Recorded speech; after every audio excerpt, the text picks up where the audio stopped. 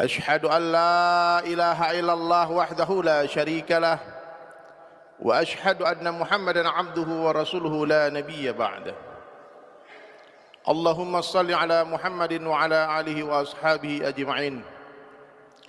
قال الله تعالى في القرآن الكريم: أعوذ بالله من الشيطان الرجيم. بسم الله الرحمن الرحيم. يا أيها الذين آمنوا اتقوا الله حق تقاته ولا تموتن إلا وأنتم مسلمون. وقال أيضا: يا أيها الذين آمنوا اتقوا الله وقولوا قولا سديدا يصلح لكم أعمالكم ويغفر لكم ذنوبكم ومن يطع الله ورسوله فقد فاز فوزا عظيما.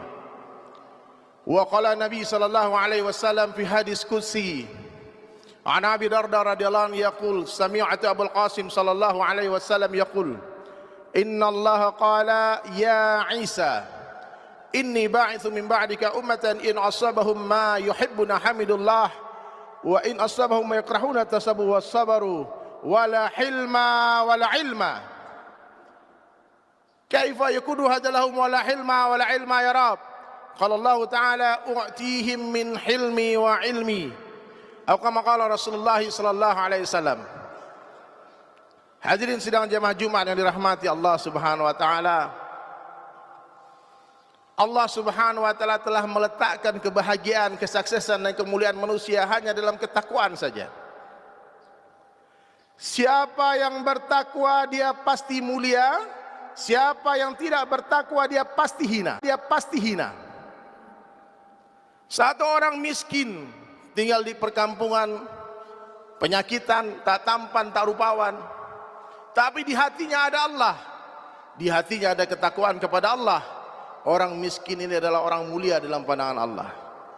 Satu orang presiden, dia tak takut kepada Allah. Satu orang raja, gagah, tampan, kaya raya, tapi di hatinya ada dunia, tak ada kebesaran Allah, tak ada ketakwaan, maka sesungguhnya raja ini adalah raja yang hina dalam pandangan Allah. Satu orang miskin yang bertakwa, dia lebih mulia daripada seluruh presiden kafir yang ada di seluruh dunia ini. Jadi hadirin sekalian, kalau mau mulia, sempurnakan ketakwaan kepada Allah Subhanahu wa taala. Dan untuk bisa bertakwa kepada Allah, kita harus mengenal Allah. Siapa saja yang mengenal Allah, dia pasti akan mencintai Allah. Dan siapa saja yang mencintai Allah Subhanahu wa taala, dia pasti akan takut kepada Allah. Dan siapa yang takut kepada Allah Subhanahu wa taala, dia pasti akan taat kepada Allah. Jadi hadirin dirahmati Allah Subhanahu wa taala, maka perlu hari ini kita periksa diri kita, sejauh mana ketakwaan kita kepada Allah Subhanahu wa taala, sejauh mana kecintaan kita kepada Allah Subhanahu wa taala.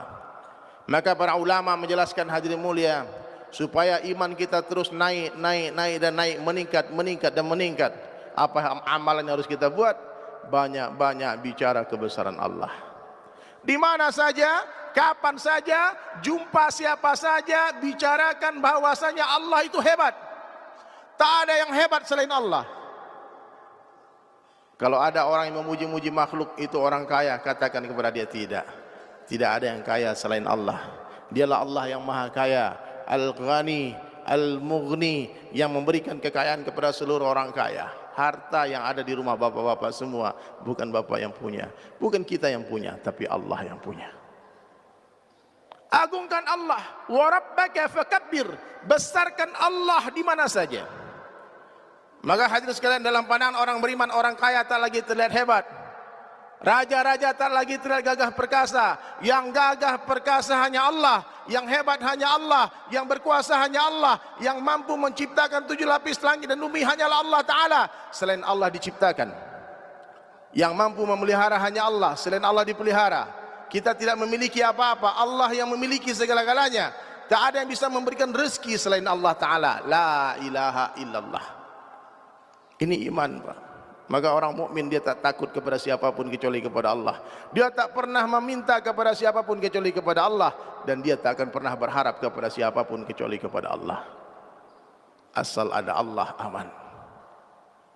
Ala bi dzikrillah tatma'inul qulub. Hanya dengan mengingat Allah, hati orang beriman tenang, hadirin mulia. Ada uang, enggak ada uang, enggak masalah, asal ada Allah.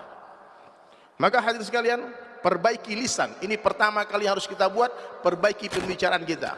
Mulai hari ini, di mana saja, kapan saja, jumpa siapa saja, puji Allah. Libatkan Allah dalam setiap kalimat kita. Libatkan Allah dalam setiap perkataan kita.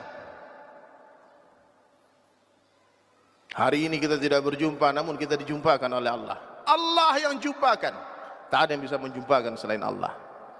Dialah Allah satu-satunya zat yang berkuasa menjauhkan orang yang berdekatan dan mendekatkan orang yang berjauhan.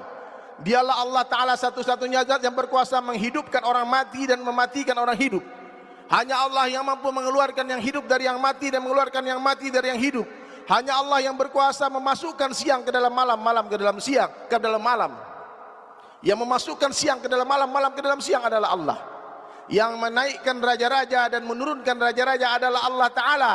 Yang memuliakan dan menghinakan adalah Allah. Allah kuasa memuliakan orang biasa tanpa menjadikan dia raja, dan Allah pun kuasa menghinakan raja-raja tanpa mengambil kerajaannya. Allah kuasa membahagiakan orang miskin tanpa memberi dia harta, dan Allah pun kuasa menghinakan, menyusahkan, menyengsarakan orang-orang kaya tanpa mengambil hartanya. Tambah kaya, tambah susah, tambah kaya, tambah hina. Tak ada hubungannya kemuliaan dengan harta benda, pangkat, jabatan, popularitas, tidak ada. Allah Maha Adil. Semua kita berhak bahagia. Orang kaya bisa bahagia, orang miskin bisa bahagia, raja-raja bisa bahagia, rakyat biasa bisa bahagia. Orang-orang yang kerja di terminal bisa bahagia, petani-petani bisa bahagia, pedagang-pedagang bisa bahagia, presiden bisa bahagia, gubernur bisa bahagia, bupati bisa bahagia, wali kota bisa bahagia. Siapa saja dia. Dia bisa bahagia selama dia mencintai Allah, mengenal Allah, mentaati Allah, menghidupkan sunnah baginda Rasulullah sallallahu alaihi wasallam. Inilah kebahagiaan. Orang-orang beriman ini hebat hadirin sekalian. Setiap detik dihibur oleh Allah dengan amalan-amalan sunnah. Kehidupan orang Islam hadirin mulia berbeda dengan orang kafir. Kita mesti berbeda. Pakaian kita mesti beda dengan pakaian mereka. Cara makan kita mesti berbeda dengan cara makan mereka. Cara hidup kita 24 jam mesti berbeda dengan cara hidupnya orang-orang tak mengenal Allah dan Rasulnya. Tapi hari ini kita lihat, susah kita membedakan mana yang muslim, mana yang kafir. Sama bentuknya, cara bicaranya sama, cara fikirnya sama, cita-citanya sama. Jadi hadirin sekalian, cita-cita orang mukmin satu saja hadirin mulia, mendapatkan ridha Allah, masuk ke dalam surga. Di dunia terserah Allah, mau kaya mau miskin gak ada masalah, yang penting masuk surga. Maka sekarang yang hadir di majelis ini hadirin yang mulia, luruskan arah perjuangan hidup kita. Bukan dunia. Dunia ini bukan kehidupan yang sesungguhnya. Dunia bukan tempat tinggal, tapi dunia ini tempat meninggal. Dunia bukanlah tempat tinggal kita, tapi dunia adalah tempat yang akan kita tinggalkan. Fahami itu hadirin sekalian. Nothing, tidak ada apa-apanya di dunia dalam pandangan Allah. Sungguh bodoh orang yang menjadikan cita-citanya hanya dunia. Semua sementara di dunia ini hadirin sekalian. Berkali-kali Nabi menceritakan hakikat dunia kepada kita. Kalau saja harga dunia dalam pandangan Allah sama dengan sebelah sayap nyamuk, wallahi kata Nabi sallallahu alaihi wasallam, orang kafir tak akan diberi minum walau seteguk air pun. Kalau kalian semua ingin tahu perbandingan dunia dengan akhirat, celupkan ujung jari telunjuk kalian ke samudera yang luas dan lihatlah satu tetes air yang ada di ujung jari kalian. Hadhihi dunia, itulah dunia. Hari ini orang berebut-rebut tetesan air, diabaikan samudera yang luas. Kita semua pejuang-pejuang hadirin mulia, sebagian pejuang dunia, sebagian pejuang akhirat. Silahkan luruskan para aktivis, pembela-pembela agama Allah. Maksud perjuangan kita bukan kerajaan dunia, tapi kerajaan akhirat. Tapi Allah ingin melihat di mana kita berpihak. Allah cuma mau lihat kamu berpihak di jalanku atau di jalan syaitan. Ada dua jalan di dunia hadirin sekalian. Jalannya Allah Subhanahu wa taala dan para nabi dan para pengikutnya. Kemudian jalannya iblis laknatullah alaihi dan para pengikutnya. Kita berada di mana? Pengadilan dunia bukanlah pengadilan sesungguhnya. Yang menang di dunia belum tentu benar, yang kalah di dunia belum tentu salah.